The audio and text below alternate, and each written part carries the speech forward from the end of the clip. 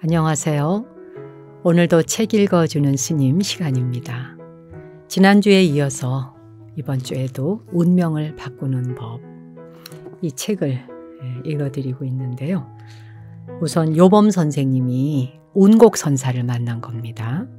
그 운곡선사를 만나서 운곡선사로부터 운명은 지어진 대로 사는 게 아니라 운명을 뛰어넘을 수 있다. 운명을 바꾸면서 살 수 있다라는 가르침을 듣게 됩니다. 처음으로 그 말씀을 접하고 그렇다면 그 길을 제게도 좀 알려주십시오라고 한 거지 않습니까? 그래서 이제 운곡대사께서 바로 이 요범 선생에게 선행을 쌓아가는 일, 이기심을 버리고 선행이라는 공덕을 지어감으로써 선행 공덕이 쌓여가다 보면은 자기의 운명이 저절로 바뀌는 법을 알려주게 되죠. 자, 그러면 운명을 바꾸는 법, 운명을 바꿔가기 위해서 또 어떤 이야기가 있는지 세 번째부터 또 오늘 낭독해 보도록 하겠습니다. 운명을 바꾸는 법. 셋째, 행운을 닦고 공덕을 쌓아 운명을 초월하라. 나는 그분의 조언을 감사히 받아들이고 존경하는 마음을 엎드려 절하여 바쳤다. 그리고 불상 앞에서 크고 작은 내 과거의 모든 과오를 참회하기 시작했다.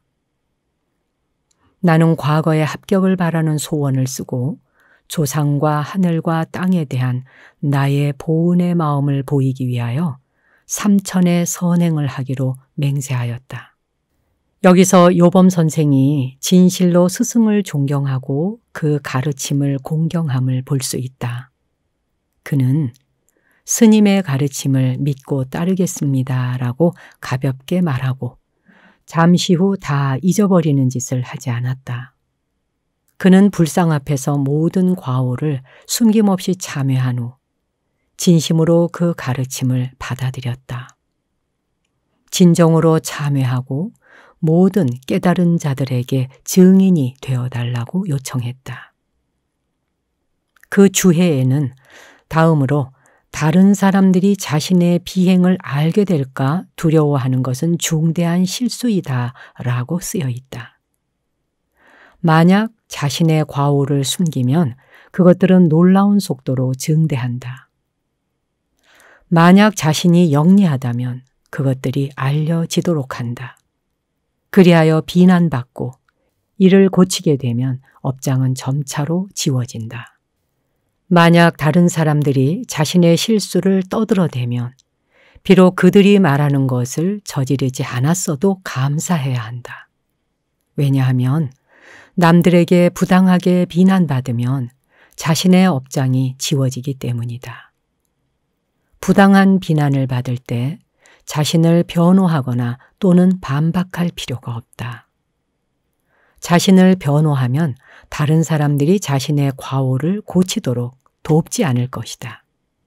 그러면 죄는 더욱 심각한 것이 될 것이다. 당태종은 1000년 이전에 당나라에 살았었는데 현명하고 교양 있는 위대한 황제로 기억되고 있다. 왜냐? 그는 그의 결점을 감추지 않았으므로 누구나 그에게 그것에 관하여 말할 수 있었다. 비록 황제였지만 그는 아직 고쳐야 할 허물이 있음을 알았으므로 어떠한 보복도 하지 않았다. 만약 그가 보복했다면 아무도 다시 그에게 충고하려고 하지 않았을 것이다. 요범 선생은 비록 공 선생이 그에게 운명이 아니라 했지만 과거 시험 합격을 구했다. 그는 감사하는 마음으로 3000개의 선행을 하기로 서원하였다. 자신에게 운명 지어지지 않은 것을 원해서 얻는 것이야말로 진실로 구해서 얻는 것이다. 내 서원을 듣고 운곡선사는 나에게 공과 격을 보여주고 매일 내가 한 선한 일과 악한 일을 기록하는 법을 가르쳐 주었다. 선사는 악한 일은 선한 일을 상쇄한다고 경고했다. 공과 격은 공덕과 과오를 기록하는 것으로 명나라 후기에 매우 유행했다. 선비와 불자들이 덕을 닦는 데 이를 활용하였다. 연지대사는 불교로부터 선행과 악행의 기준을 끌어내서 내용들을 작성하게 했다.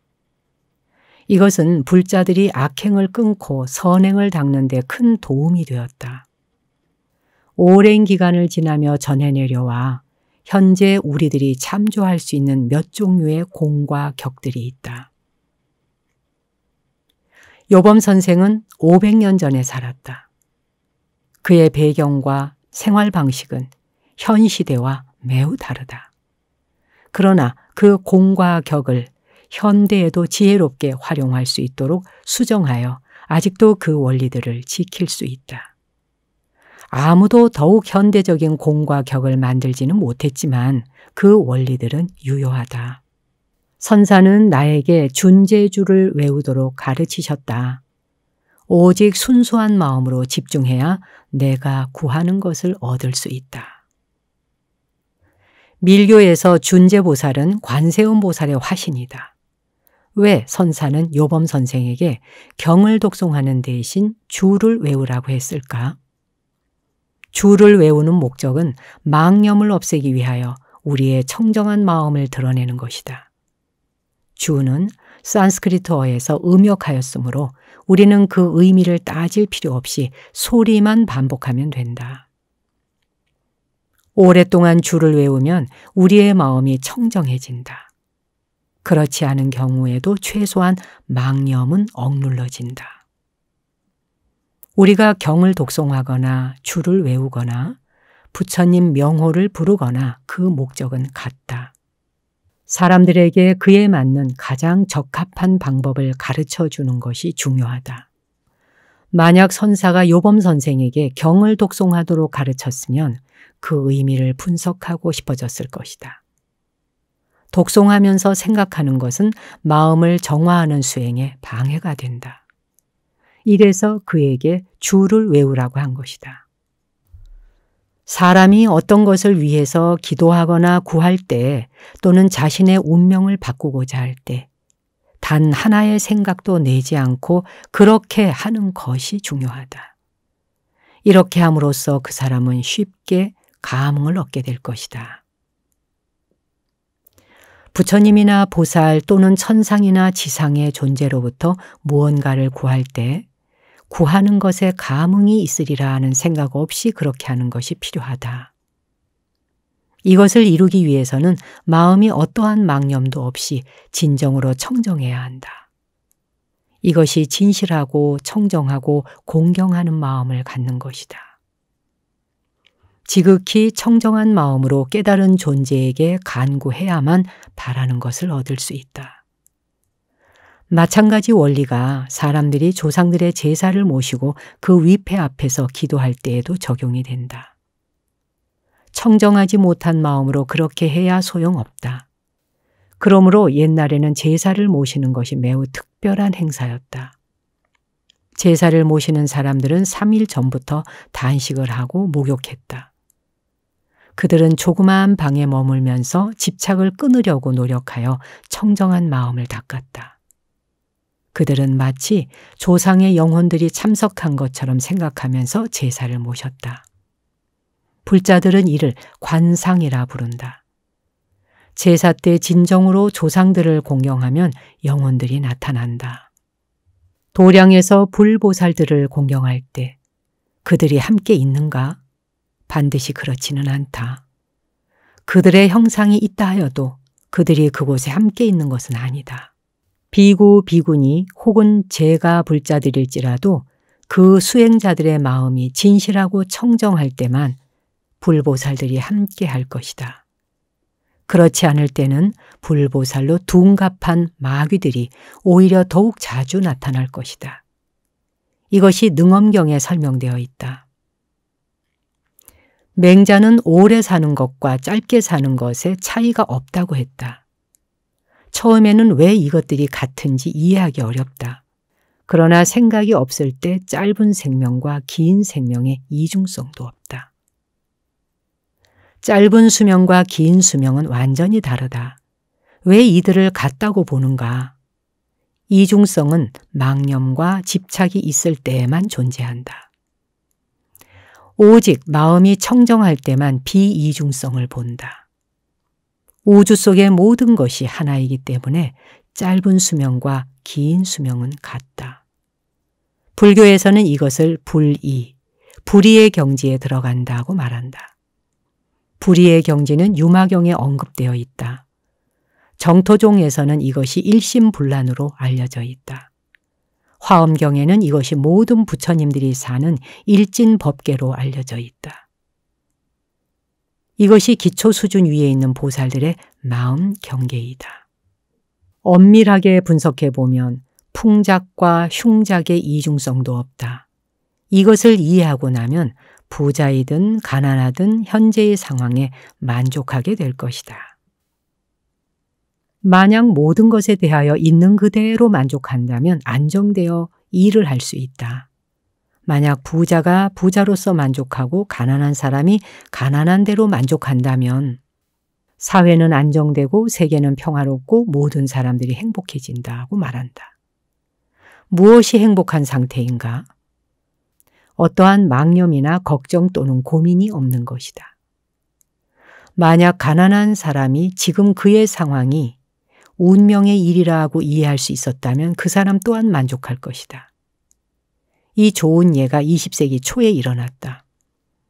강소성 한 마을의 어떤 사람이 낮에는 밥을 빌고 밤에는 오래된 폐사에서 잤다.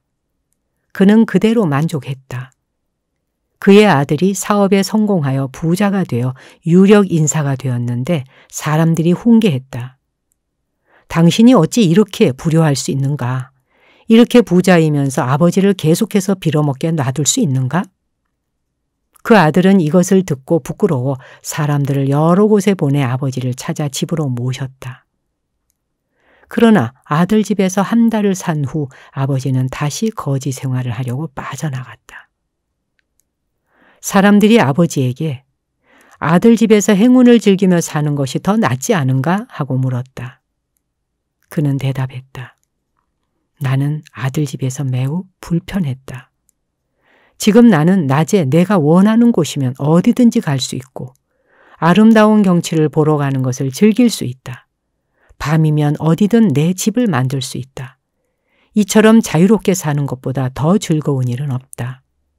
집에 머물러야 하는 것이 나에게는 고통이었다. 그는 자신의 분수에 만족하여 욕심을 놓아버리고 진정한 자유를 획득하였다. 그는 부, 욕망, 명예, 음식, 수면 등의 오욕에 전혀 마음이 움직이지 않았다. 오히려 그는 행복했고 청정한 마음을 가질 수 있었다. 그는 모든 사람들이 명예와 이익을 추구하며 분주할 때 이 세상을 하나의 유희로 보고 방관자로 남기를 더 좋아했다. 이 사람은 보통 사람이 아니고 지혜와 안심 인명의 모델이었다. 대부분의 사람들은 행복하고 충족한 생활이 반드시 부나 사회적 지위와 같은 뜻이 아님을 모르고 이를 추구한다. 따라서 운명을 이해하고 중생의 바람에 부합하도록 순응하고 다른 사람들이 덕을 짓는 행위들을 기뻐해야 할 필요가 있다. 오직 이렇게 함으로써 일생이 행복하고 충족해질 것이다. 빈과 부 사이에 이중성이 없음을 이해할 때 마음은 높든 낮든 현재의 사회적 지위에 만족할 수 있다.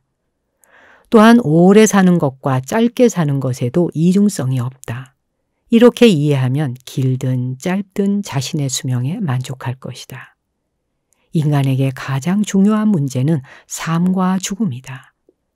따라서 단명과 장수는 유리와 분리, 손해와 이익의 모든 상황들을 포함한다. 이것은 모든 상황에 순응함을 말한다. 상황이 좋든 나쁘든 모든 것이 명백하고 필연적이므로 완전히 편안할 수 있다. 복을 받고 대해탈을 얻을 수 있다. 이것이 참된 삶이다. 진정한 행복은 큰 지혜와 수행의 노력 없이는 얻을 수 없다. 오직 깨달은 사람만이 마음을 안정시켜 그들의 운명을 재창조할 수 있다. 부도덕하게 처신하여 더욱 어리석어지는 것은 적절하지 못한 짓이다. 따라서 부처님께서 종종 어리석은 사람들을 불쌍한 사람들이라고 하셨다. 자신의 수행이 어떤 수준에 이를 때까지 기다려야 한다. 그러면 운명이 변할 것이다. 이 변화는 자신이 쌓은 공덕과 하늘로부터 감응을 구하는 것에 달려있다. 수행할 때 자신의 허물을 알고 마치 병을 고치는 것처럼 이 허물을 고치려고 결심하는 것이 필요하다. 사람들은 운명이 재창조되기를 기다리며 수행하지만 이것은 하룻밤에 이루어지지 않는다. 오랜 시간이 걸린다. 그러므로 게으르지 않고 자신감을 갖고 부지런히 개선하고자 노력할 필요가 있다. 옳은 일을 하고 바르지 않은 일을 하지 않기 위해서는 미혹되지 않고 깨어 있어야 한다. 시간이 지나면 자신이 원하는 결과를 얻을 수 있다. 수행이란 바르지 않은 생각, 말, 행동에 삼업에서 자신의 허물을 고치는 것이고 이 허물을 고치기 위하여 필요하다면 어떤 방법이라도 채택하는 것이다. 기다리는 동안 자신이 갖지 않도록 예정된 어떤 것을 바라는 생각이나 어떤 보상을 원하는 생각을 버려야 한다. 자신의 선행에 대한 보상의 빠른 수확을 바라는 것은 망념이다. 왜냐하면 이러한 생각이 장애를 가져오기 때문이다.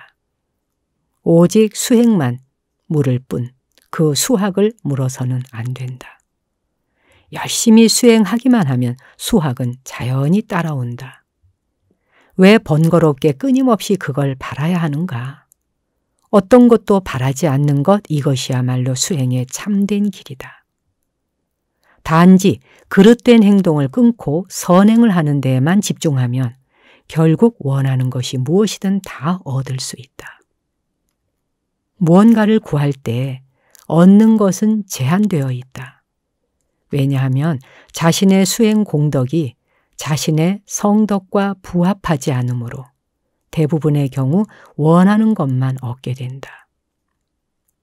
구하지 않을 때 모든 것이 자신의 성덕과 부합하여 나타난다. 실제로 요범 선생이 얻은 것은 수행 공덕이다. 그것은 아직 성덕은 아니다. 왜냐하면 그가 여전히 구했기 때문이다. 처음엔 그가 학문적 명성과 관직을 원했고 다음엔 자식을 구했다. 그가 원하는 것은 모두 이루어졌다. 만약 그가 구하는 단 하나의 생각도 갖지 않았다면, 만약 그가 오로지 수행만 하고 공덕을 쌓았다면 모든 것이 완전하게 이루어졌을 것이다. 그는 장수를 구하지 않았지만 운명 지어진 것보다 오래 살았다. 그는 53세에 죽을 운명이었지만 74세까지 살았다. 만약 구하지 않고 남에게 의지하려 하지 않고 그저 순탄한 일생, 충분한 먹을 것, 안전한 거처와 적절한 의복 등 분별 있는 소원만 가진다면 그 혜택을 받을 것이다.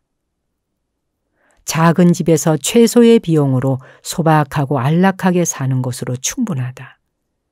그러나 많은 사람들이 그러한 낭비에 치러야 할 대가를 모르고 사치스러운 물건들을 소유하여 다른 사람들에게 과시하려고 한다. 그런데 그들은 얻는 것보다 더 많이 잃는다. 그 대신 만약 자신의 행운을 남과 나누어 가지면 그 행운은 공덕의 축적이 될 것이다. 만약 수행에 정진하여 100대까지 이어갈 충분한 공덕을 쌓았다면 자손들이 행운을 누릴 것이다.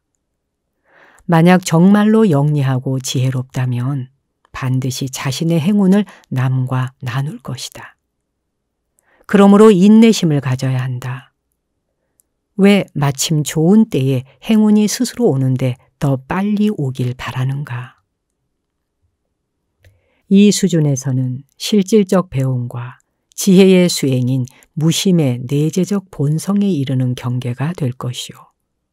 온곡선사는 말씀하셨다. 나는 당신이 아직 무심의 경계에 이를 수 없음을 알고 있소. 그러나 당신은 준제주를 그 횟수를 세지 않고 연속적으로 그리고 간단 없이 외우는 수행은 할 수 있어. 당신이 더 높은 수준인 끊임없이 생각하는 경계에 이르면 당신은 외우면서 외우지 않고 외우지 않으면서 외우는 경계를 얻을 수 있을 것이요.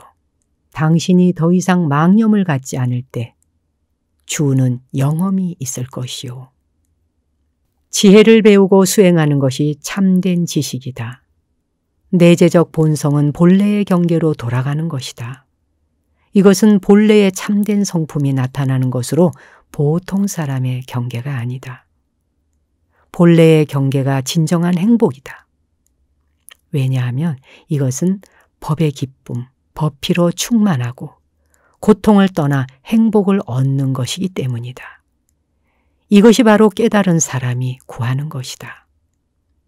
원만한 수행과 원만한 성취로 부르는 이 방법을 운곡선사가 가르쳤고 이것은 우리로 하여금 개정해 삼학을 동시에 수행할 수 있게 한다. 화엄경에 하나가 전체이고 전체가 하나이다.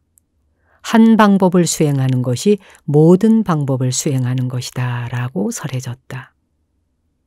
수행의 요체는 간단 없이 그리고 다른 생각이나 방법을 섞지 않고 하는 것이다.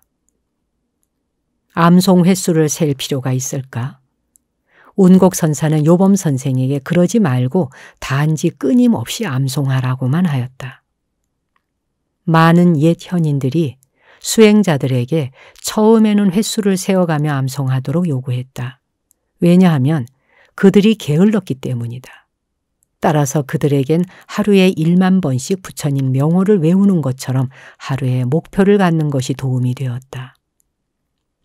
이러한 목표를 채우는 것이 게으름의 나쁜 습관을 퇴치하는 데 도움이 되었다.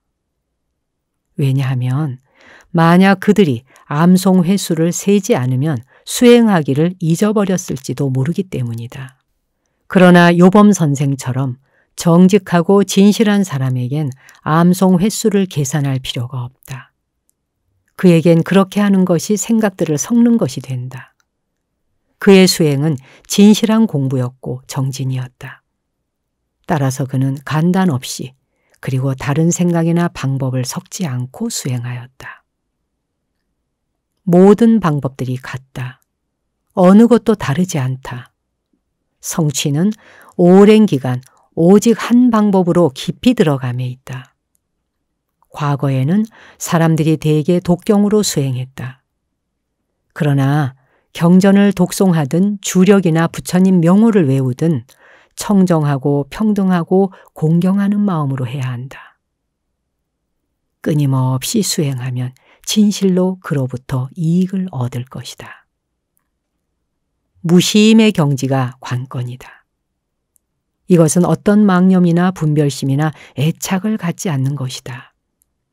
비록 요범 선생이 운곡선사와 참선한 3일간 어떠한 망념도 일으키지 않았지만 그는 아직 무심의 경지에는 이르지는 못했다. 그는 집중이 아닌 믿음을 이용하여 번뇌를 억눌렀다. 그는 모든 것이 운명 지어졌다고 믿었다. 그는 인과를 믿었다. 따라서 선사는 그에게 다음 수준으로 나아가는 길, 집중 수행을 가르쳤다. 준제주를 암송하는 것은 끊임없이 집중 수행을 하는 것이다. 망념과 애착으로부터 벗어남으로써 진정한 성품이 나타난다. 부처님은 자주 있는 그대로의 본성을 말씀하셨다. 정토 수행자는 이것을 일심불란히 진실로 그리고 완벽하게 성취된 것이라고 말한다. 이것이 수행의 목표이다. 이것이 외우면서 외우지 않고 외우지 않으면서 외우는 경지에 이른 것이다.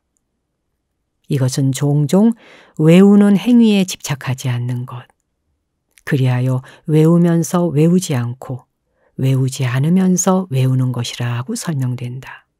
무량수경을 집착 없이 독송할 때 먼저 끊임없는 아미탑을 염불의 경지에 그리고 다음에 일심불란의 경지에 이른다. 비록 방법들이 다를지언정 원리와 목표는 같다. 우리가 무심의 경지에 이르면 암송은 제2의 천성이 되어 자연스레 감흥을 얻을 수 있을 것이다. 성취의 3가지 수준이 있다. 상위의 수준은 깨달음의 일심불란이고, 중위의 수준은 각성의 일심불란이고, 하위인 첫 수준은 끊임없이 아미타불을 연불하는 것이다. 자신의 성취가 어떤 수준에 이르렀다고 자랑해서는 안 된다. 그리하면 더 향상하는 것에 지장을 받기 때문이다.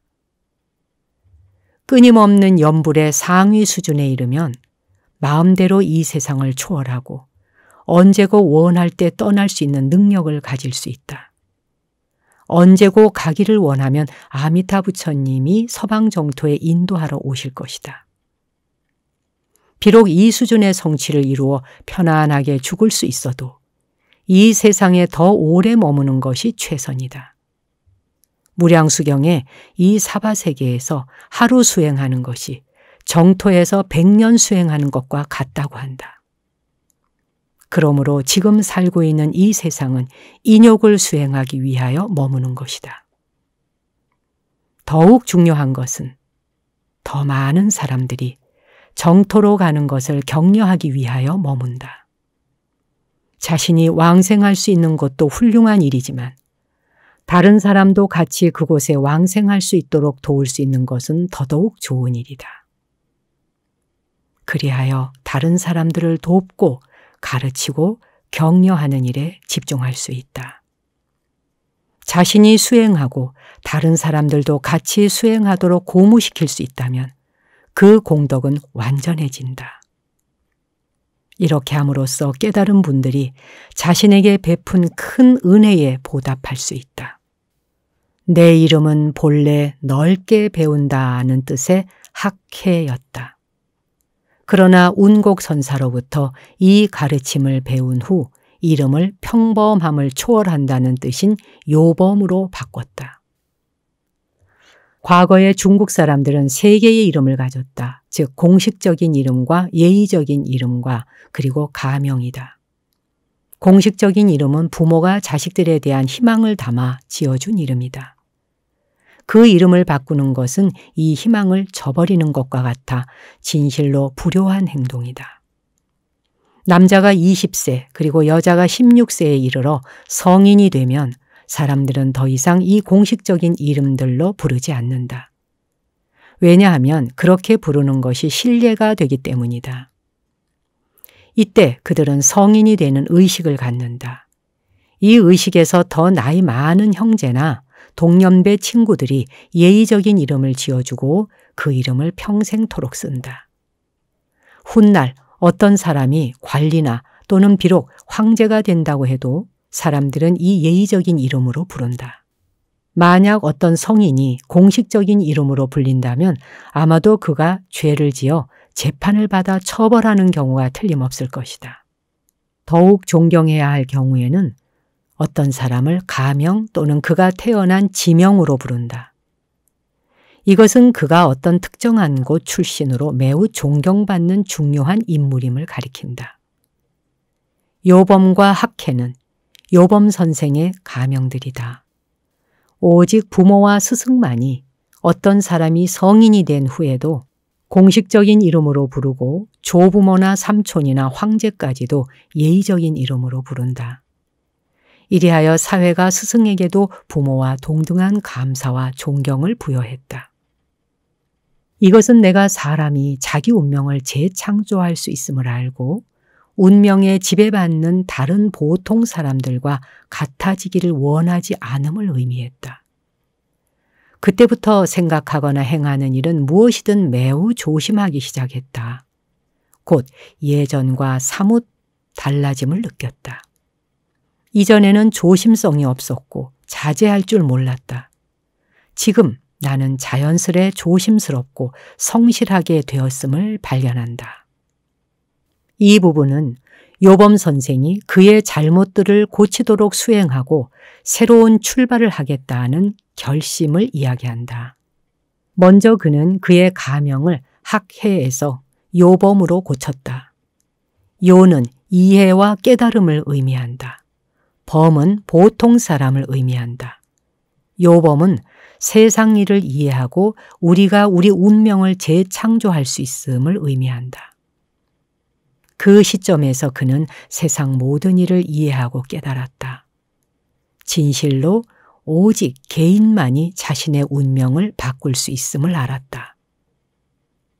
원리와 방법을 이해했고 그때부터 그의 운명을 수동적으로 받아들일 필요가 없음을 알았다. 왜냐하면 운명은 고정된 것이 아니기 때문이다. 그가 개과하기로 결심한 후 모든 것에 대한 감각이 변했다.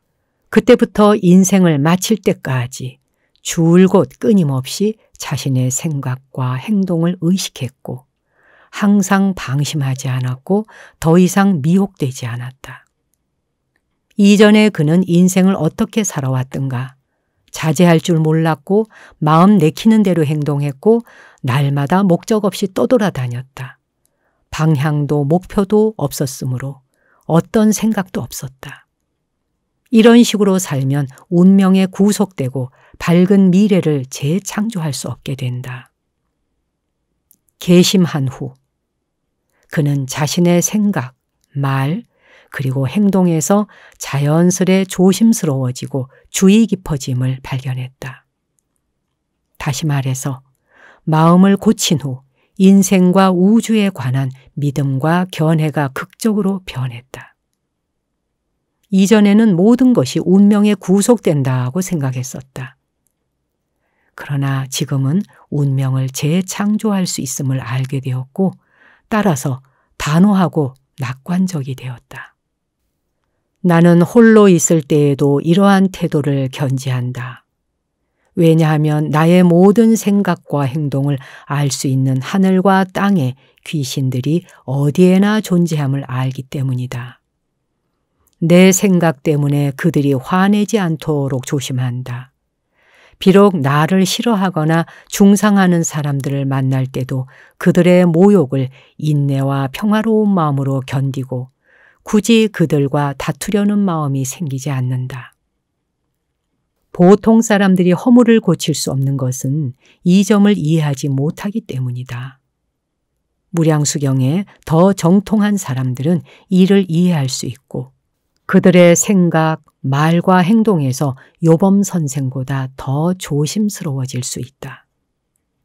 정토의 인구는 수로 셀 수 없다. 비록 이 세계의 모든 컴퓨터를 동원해도 정토에 사는 사람들의 수를 계산할 수 없다. 이들 각자는 모두 아미타 부처님과 같은 능력을 가진다. 모두 다 모든 것을 보는 천안과 모든 것을 듣는 천의를 가지며 온 우주 모든 존재의 과거, 현재, 미래의 모든 생각을 아는 능력을 갖는다. 이래서 아미타 부처님, 관세음보살, 대세지보살과 정토의 모든 존재들이 중생의 모든 생각과 나쁜 짓을 안다. 비록 아무도 볼 수 없는 곳에 홀로 있어도 스스로 자제하고 단 하나의 삿된 생각도 해서는 안 된다. 이렇게 함으로써 진실로 자기 훈련과 자제를 성취할 것이다. 정토 수행자는 정토 왕생과 덕행의 성취를 구한다. 그러나 끊임없이 자신을 속인다면 성취할 수 없다. 공자는 고상한 사람은 홀로 있을 때도 조심한다고 말했다. 홀로 살면서도 자신을 훈련하고 방종하지 않을 수 있다. 이렇게 하여 진실로 수행하게 될 것이다. 보통 사람들은 어떠한 실제적인 자제도 없이 끊임없이 방종한다. 공공연히는 조심하고 자제하는 것처럼 보이지만 혼자 있을 때는 제멋대로 한다. 이것이 과거의 도량에서 많은 수행자들이 한 방을 사용하는 이유 중에 하나이다. 만약 한 방에 한 사람만 있다면 그는 수행에서 성취할 수 없을 것이다. 한 방에 10명 이상이 있으면 모두가 항상 바르게 처신한다. 이것의 목적은 사람들에게 자기 훈련을 강요하는 것이다. 오늘날 스스로 자제하려는 사람은 매우 적고 쾌락을 즐기는데 열중한다. 좋다.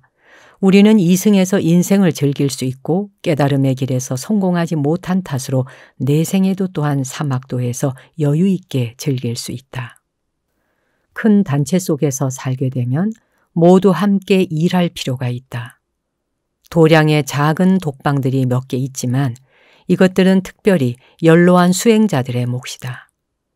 또한 높은 지위에 있거나 주지나 또는 지도적 위치에 있어 많은 책임을 가진 스님들은 독방을 가질 필요가 있다. 이렇게 함으로써 이들은 다른 사람들을 방해하지 않고 언제든지 편리하게 일을 감독할 수 있다. 따라서 진실한 수행자는 육화의 하나인 조화롭게 함께 사는 것을 실행한다. 한 개인이 독방을 갖는 것은 부적절하다. 만약 어떤 사람이 두서너 사람이 한 방에서 함께 사는 것을 불편하다 하고 느낀다면 나는 저 사람과 함께 살기를 원하지 않아 라고 생각하기 쉽다. 이러면 이 사람은 남자든 여자든 끊임없이 아미타 부처님을 염불하는 경지에 이를 수 없다. 왜냐하면 분별하고 청정하지 못한 마음, 즉 불쾌함을 싫어하고 피하는 마음을 갖고 있기 때문이다. 어떻게 그런 사람이 무엇인가를 이룰 수 있겠는가? 그렇다면 어디에서 어떻게 수행해야 하는가? 가장 싫어하는 곳에서 청정하고 분별하지 않은 마음을 닦는다. 어떤 사람과 같이 살거나 또는 사이좋게 지내려고 하지 않는 것은 잘못된 일이다. 요범 선생은 그 자신의 허물을 찾아 진실하게 이를 고쳤다. 그러나 사람들은 자신의 허물을 다룰 때 이를 고치는 대신 끊임없이 자기 변명을 하고 있다. 이러할 때 어떻게 수행에 성공하리라 기대할 수 있겠는가? 승단 안에서 수행의 출발점은 단체 속에서 함께 살 때 따라야 할 기본 지침인 육화경이다. 모든 개인은 5계와 10선을 지킬 수 있다. 과거의 도량에서는 삼위유리를 기준으로 사용했다. 이것은 10계 24문 위의를 포함했다. 오늘날 우리는 그렇게까지 엄격할 필요가 없다. 우리들은 비구든 비구니든 제가불자든 5계와 10선을 기준으로 사용해도 충분하다. 그러나 기준이 그 이하로 내려갈 수는 없다. 단체 속에서 조화롭게 살기 위해서는 육화경을 지켜 자신의 허물과 나쁜 버릇들을 고치고 다른 사람들과 잘 지내는 법을 배우는 것이 필요하다. 요범 선생은 자신을 싫어하거나 심지어는 중상하는 사람들에게 더 이상 신경 안 쓰는 자신을 발견하였다. 그리하여 그들의 모욕을 평화로운 마음으로 참을 수 있었고 그들과 굳이 다투고 싶은 마음이 들지 않았다. 그의 마음은 경박하고 참을성 없어 조그마한 불편이나 부당한 대우도 참을 수 없었던 이전과는 달리 평온해졌다. 여기에서 그가 수행하여 개선되었음을 알 수 있다. 따라서 참다운 불교 수행자는 깨달은 존재는 물론이지만 악마나 귀신일지라도 상관하지 않고 누구와도 잘 지내는 법을 배워야 한다.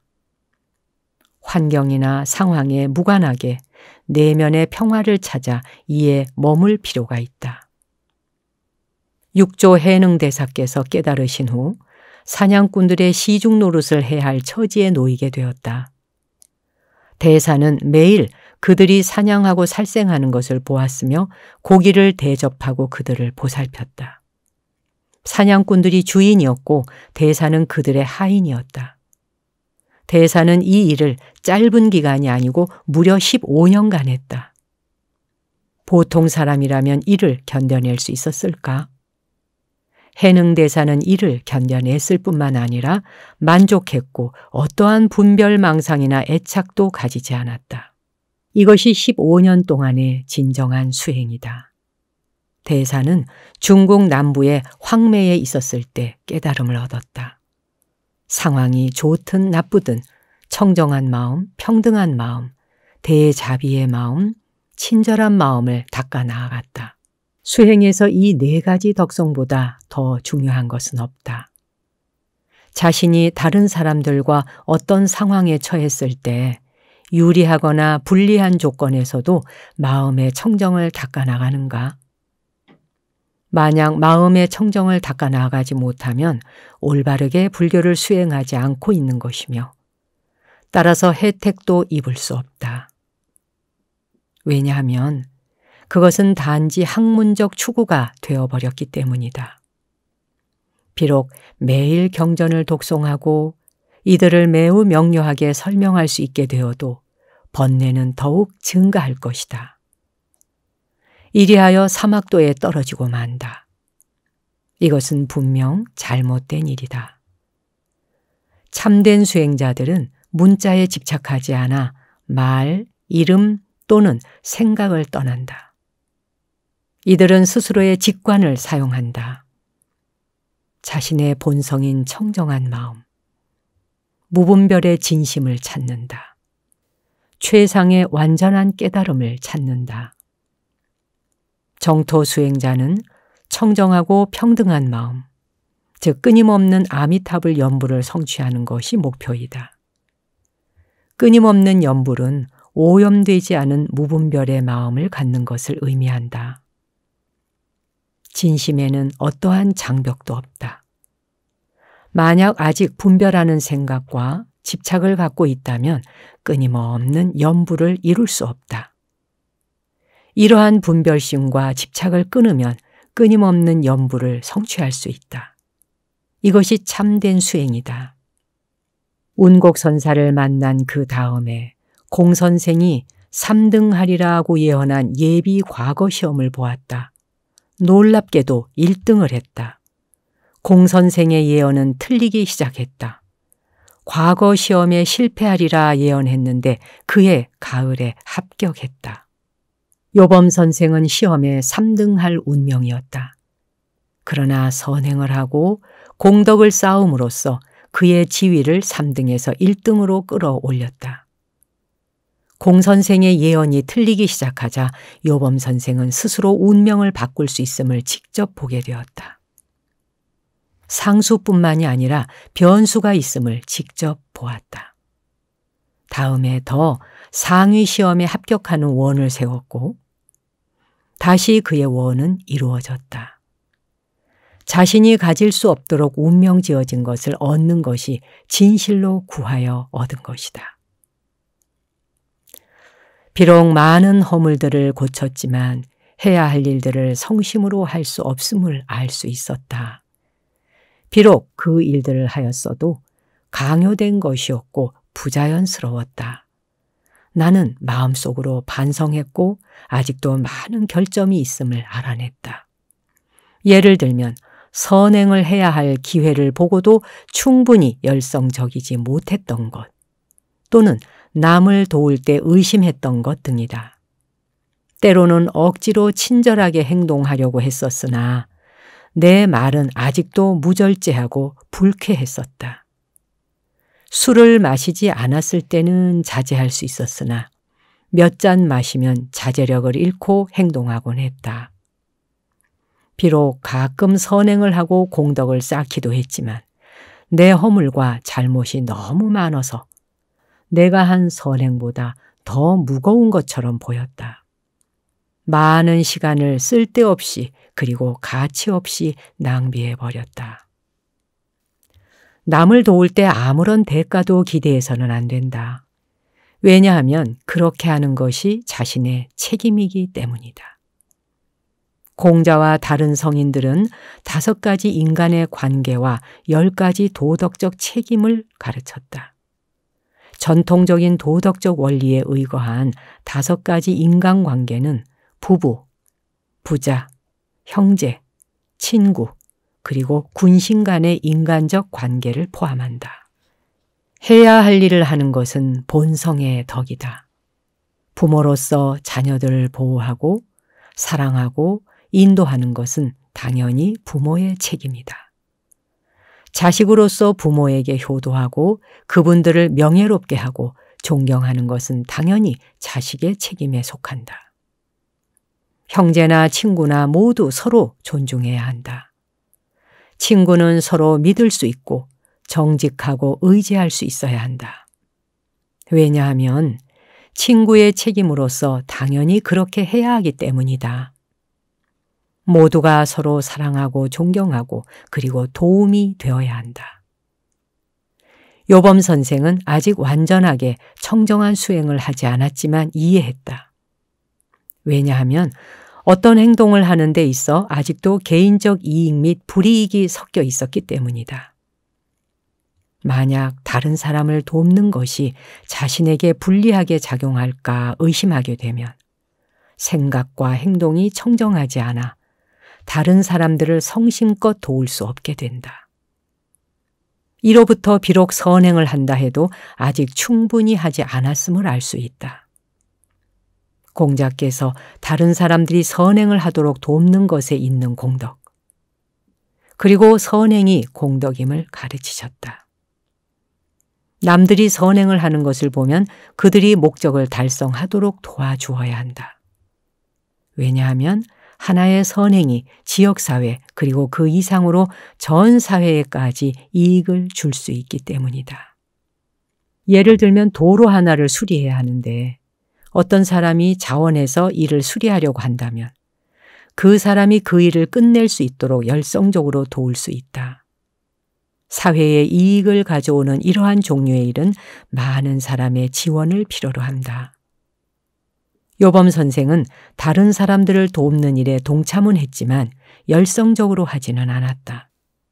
단지 조금만 하려고 했을 뿐이다. 또한 아직도 어려운 사람들을 도울 때 의심했었다. 어려움에 처한 사람들을 돕는 것은 좋은 일이다. 그러나 대다수의 사람들은 자신이 그래야 하는지 회의적이다. 오늘날 사회에서 도움을 구하는 사람들을 자주 만난다. 그중 일부는 방탕으로 낭비하려고 돈을 요구하는 사기꾼들이다. 이러한 일이 생기면 남을 돕는 선행이 나쁜 일이 된다. 따라서 선행을 하는 것도 매우 어려운 일이다. 왜냐하면 선행을 하기 위해서는 자비와 함께 지혜가 필요하기 때문이다. 자비는 남을 돕는 일의 배후에 있는 순수한 추진력이지만 지혜는 도와야 할지 말지를 조사하고 판단하는 데 도움이 된다. 만약 도움을 요청한다면 도울 수는 있다. 그러나 만약 도움을 받는 이들이 속이려 하고 또 그들의 하는 나쁜 짓을 알고 있다면 일깨워 줄 필요가 있다. 그들이 건강하게 일할 수 있다면 바르지 못한 수단을 쓰는 대신 올바른 일을 하도록 격려할 수 있다. 그러므로 새로 시작하기 위하여 허물을 고치는 일은 쉽게 이루어지는 것이 아니고 시간과 지속적인 노력이 요구된다. 시작 단계에서 어려움이 불가피하다.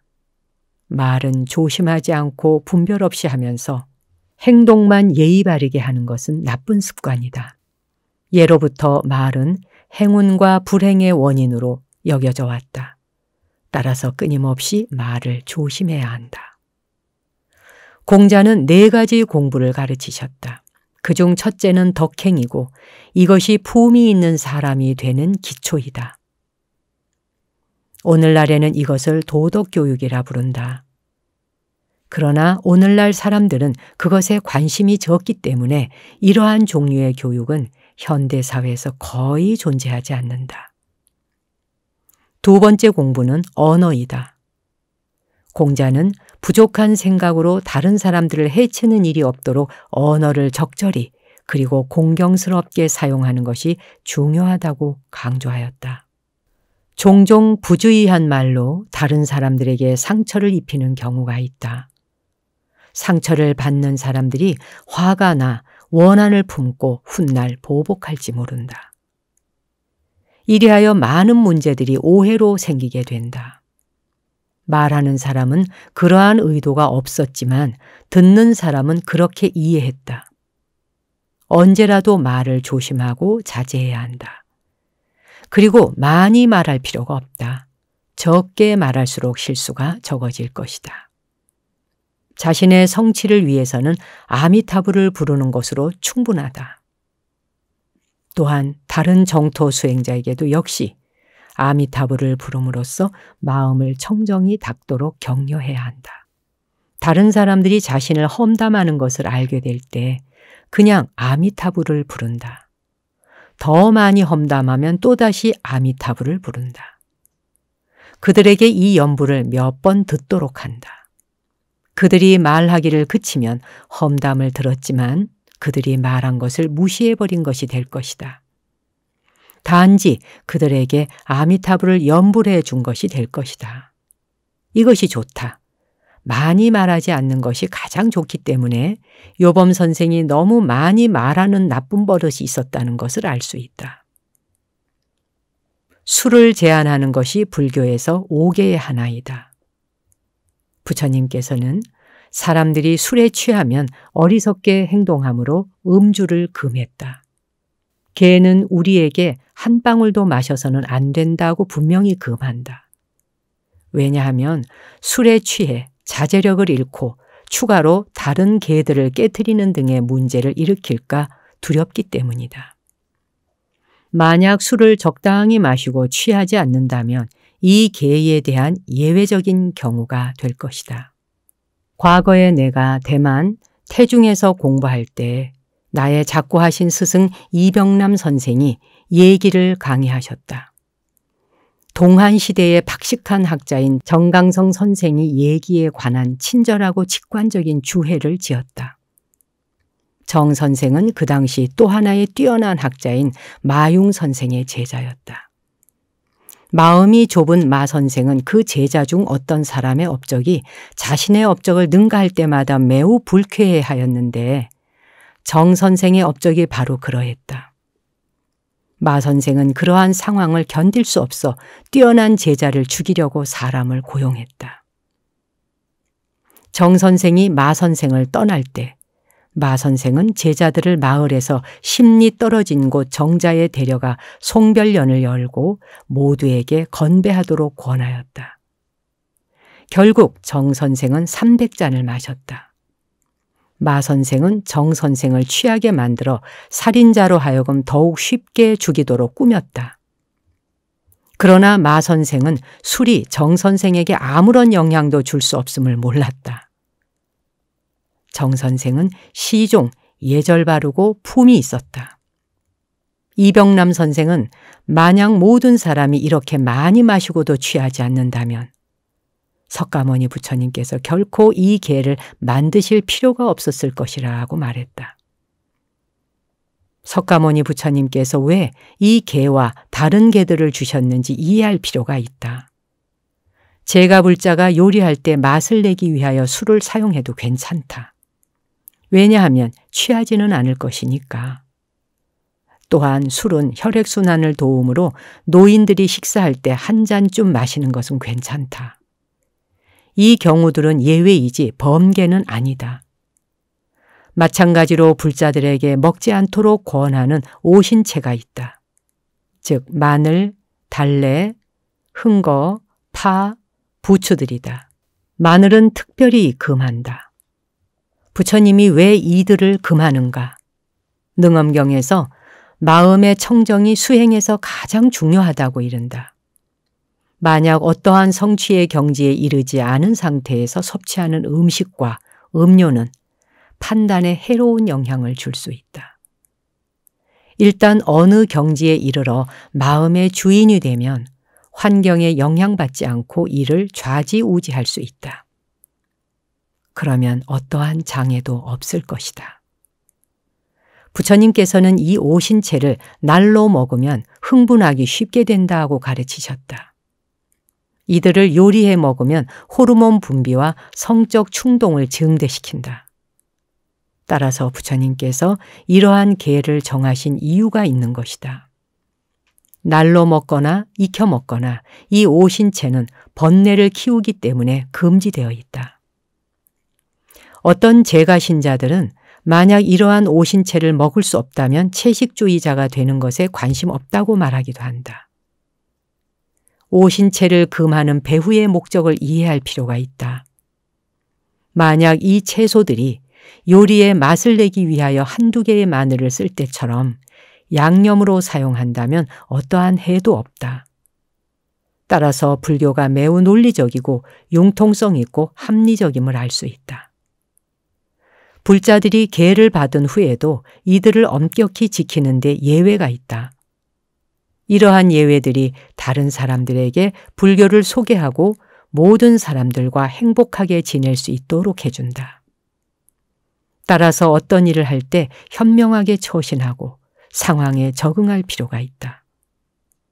사람이 태어나 부처님 법의 가르침을 만난다는 것은 상상할 수 없을 정도로 드문 기회이므로 불자들은 이 가르침을 남들에게 소개하는 데 모든 기회를 이용해야 한다. 술을 마시거나 식사할 때도 사람들에게 불교를 설명하고 선근을 심어줄 수 있다. 이들은 낭비해서는 안 될 드문 교육적 기회들인 것이다. 내가 맹세한 삼천선행을 마치는데 10년 이상이 걸렸다. 수년 후 남쪽에 있는 고향에 돌아올 때까지 이 삼천선행의 공덕을 절에서 회양할 수 없었다. 그때 두 스님에게 그 공덕을 회양하도록 요청할 수 있는 기회를 얻었다. 요범 선생이 군의 직책을 가져 항상 여행해야 했으므로 그 공덕을 회양할 기회가 없었다. 그가 맹세한 삼천선행을 완수한 해가 지날 때까지 회양할 기회를 가질 수 없었던 것이다. 어떤 절에 몇 스님에게 부탁하여 그 대신에 공덕의 회양 불사를 해줄 것을 약속받았다. 그는 서원을 바랬을 때 진실하고 간절하게 새 인생을 열고 공덕을 쌓겠다 하고 맹세하였다. 삼천선행을 완수한 후 이 공덕을 은혜에 보답하고 소원을 이루는 데 바쳤다. 그리고 자식을 구하는 둘째 원을 바랬다. 나는 또 하나의 삼천선행을 다할 것을 맹세했다. 몇 년 후 너를 낳았고 천계라 하고 이름 지었다. 요범 선생은 자식을 가질 운명이 아니었으나 갖겠다 하는 원을 세운 후 그것이 이루어짐을 보았다. 올바르게 구하면 얻게 될 것이다. 그는 소원을 올바른 추구와 수행으로 이루었다.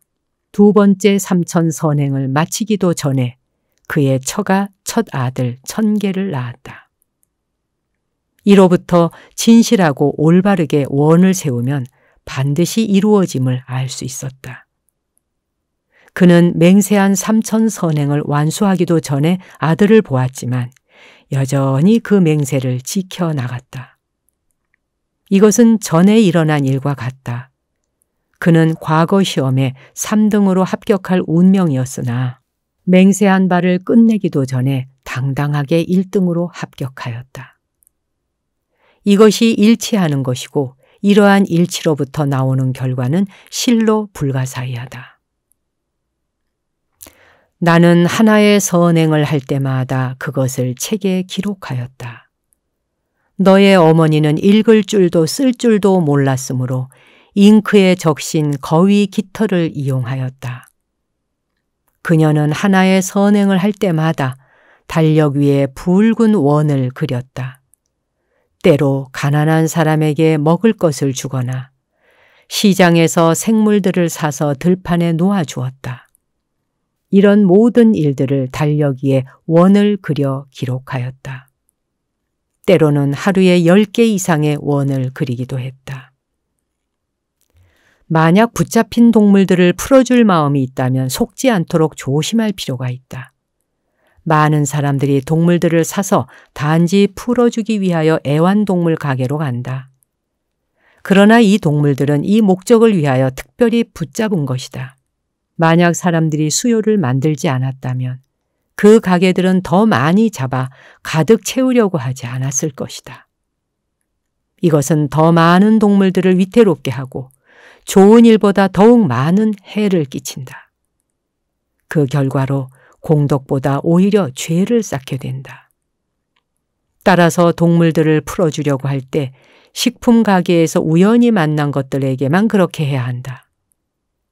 의도적으로 그들을 찾아서는 안 된다. 자연스럽게 하는 대신에 그렇게 할 의도를 가졌기 때문이다. 만약 우연히 한 동물을 만나게 되면 그것이 독자적으로 살 수 있는지 판단해야 한다. 그렇지 않다면 그것을 사는 대신 그 돈을 다른 공덕을 쌓는 데 사용하는 것이 최선이다. 충동적이거나 감정적으로가 아니라 지혜롭게 행동할 필요가 있다. 붙잡힌 생명들을 풀어주는 것은 단지 동물들이나 새들을 자유롭게 놔주는 것만을 포함하지 않는다.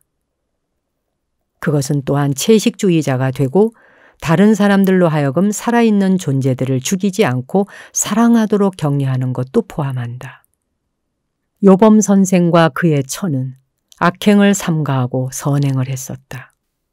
분명히 그들은 가끔 하나의 선행을 하는데 며칠 걸리던 이전보다 훨씬 빠르게 그들의 목적을 달성하고 있었다. 처음 맹세한 3천 선행을 끝내는데 10년이 걸렸으나 선행이 몸에 배면서 그들은 하루에 10가지 이상의 선행을 할 수 있었다. 이것은 대단한 진보였다.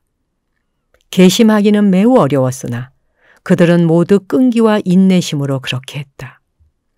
의지와 결심 없이 나쁜 습관들과 허물들을 뿌리 뽑는 것이 쉽지 않다. 그래서 보통 사람들은 깨달음의 길에서 진보보다 후퇴를 더 많이 하는 것이다. 매일 우리 부부는 선행을 실행했고 4년에 3천 선행을 완수했다. 또 전에 그 두 스님들을 이번에는 집으로 초청하여 그 공덕을 회향했다. 그 해 9월 13일에 최고 과거 시험에 합격하여 진사가 되는 세 번째 소원을 세웠다. 나는 또한 1만 선행을 하기로 맹세하였다. 3년 후 나는 시험에 합격하여 소원을 성취했다. 첫 번에는 3천 선행을 완수하는데 10년 이상이 걸렸지만 두 번째는 첫 번째와 비슷한 선행을 완수하는데 1580년에서 1583년까지 오직 4년만 걸렸다. 요범 선생은 이 특별한 과거 시험에 합격할 운명이 아니었다. 또한 자식을 가질 운명이 아니었지만 구하고 수행해서 하나를 얻었다. 비록 그가 시험에 합격할 운명이 아니었지만 합격을 바란 그의 꿈이 이루어진다면 이것 또한 변수인 셈이다. 운곡 선사가 가르쳐준 모든 것이 진실임이 증명된 것이다. 이제 그는 1만 선행을 완수하기로 맹세하였다. 이 맹세를 한 후 단 3년이 지난 1586년에 기대한 대로 그는 시험에 합격하는 소원을 이루었다. 이후 그는 조정으로부터 북경에 가까운 보지현의 현장으로 임명되었다. 이 직위는 원래 그의 운명이 아니었다. 그 전에는 북경에서 먼 중국 남서부 사천의 한 현의 현장이 될 운명이었다. 나는 내 공덕과 허물을 기록하는 치심편이라는 작은 책을 만들었다. 매일 아침 사무실에서 일을 시작할 때 하인이 그 책을 가져와 비서로 하여금 내 책장 위에 놓도록 하였다. 나는 아무리 사소한 것일지라도 좋든 나쁘든 내 행동을 기록하였다. 밤에는 송나라의 관리인 조열도 선생을 본받아 안뜰에 제단을 세우고 관복을 입었다. 향을 사르고 내 모든 행동을 하늘에 보고했다. 이것은 그가 관리가 된 후 공무의 처리와 남에게 행운을 만들어 주려는 그의 바람에 대하여 그가 어떻게 느꼈는가를 이해하는 데 도움이 된다. 그 당시에는 시장이나 현장은 선출되지 않고 조정해서 임명했다. 요범 선생은 매우 좋은 현장이었다. 비행을 삼가고 선행을 닦고 공덕을 쌓았다. 취임 초기에 빈 책을 만들어 치심편이라고 이름 지었다. 매일 착하거나 악한 생각이나 행동들을 그 책에 기록하여 지켜보고 맹세한 1만 선행을 완수할 때를 알 수 있도록 하였다. 밤에는 신과 귀신에게 그날 한 모든 일을 숨김없이 보고했고 그 후 많은 사람들이 이를 따라했다. 몸과 마음이 청정하기 위해서는 사람들은 정직하게 모든 것을 시인해야 한다. 불자들은 이것을 대중에게 고백하고 사죄하는 것이라고 한다. 한때 너의 어머니가 내가 많은 공덕을 쌓지 못한 것을 보고 걱정했다.